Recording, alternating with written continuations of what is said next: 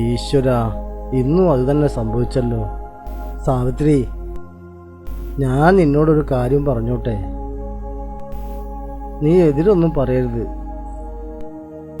ഈ കാലം വരെ നമ്മളെ കുഞ്ഞുങ്ങളെ ഞാൻ ഒന്നിനും ബുദ്ധിമുട്ടിച്ചിട്ടില്ല.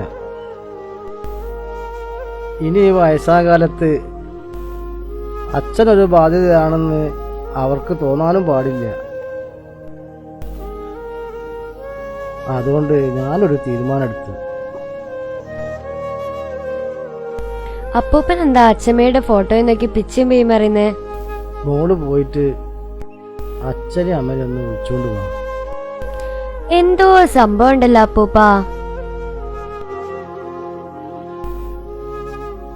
എന്റെ മക്കളെ ഒന്നും കാണാതെ ഈ അപ്പൂപ്പന് എത്ര കാലം ഇരിക്കാൻ പറ്റൂ? പക്ഷെ സാവിത്രി, ഞാൻ എടുത്ത തീരുമാനം തെറ്റാണെന്ന് തോന്നുന്നുണ്ടോ ഉനക്ക്?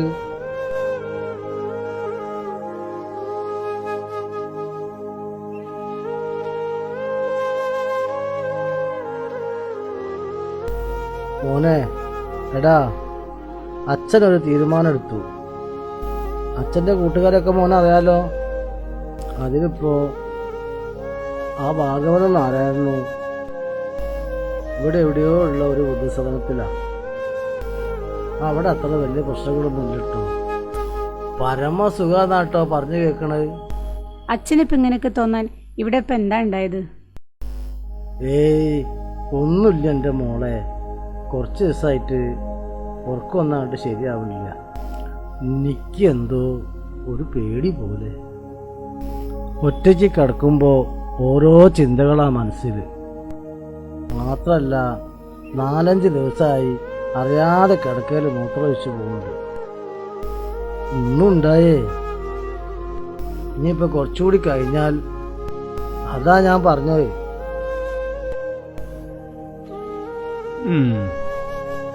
അപ്പോ അച്ഛൻ പോകാൻ തന്നെ തീരുമാനിച്ചല്ലേ?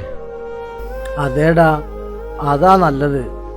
എത്രയും നേരത്തെ ആയാല് അത്രയും ബുദ്ധിമുട്ട് എൻ്റെ കുട്ടികൾക്ക് കുറയല്ലോ.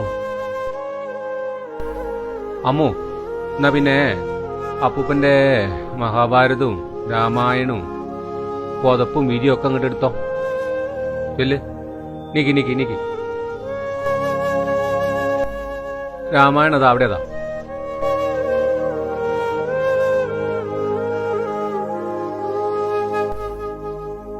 അച്ഛൻ എണീറ്റ് പോരിട്ടോ, അവിടെ ഇരിക്കണ്ട. നീറ്റോ.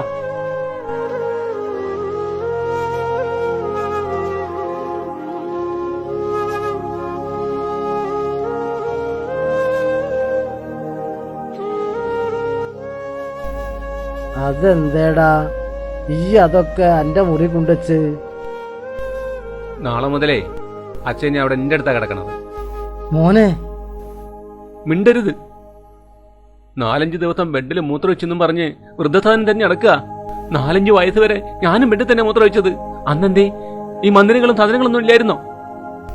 എടാ, അച്ഛൻ പറഞ്ഞത് വേണ്ട, എനിക്കൊന്നും കേക്കണ്ട. നാരായണനും ചന്ദ്രനും ഒക്കെ അവിടെയാണത്രേ. സ്വർഗല്ലേ അവിടെ, സ്വർഗോ. എനിക്കൊരു തെറ്റുപറ്റിപ്പോയി.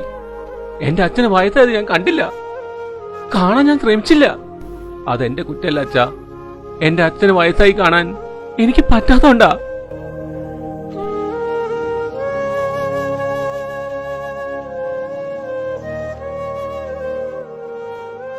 നിന്റെ കുട്ടിക്ക് വിഷമമായോ ആവോ?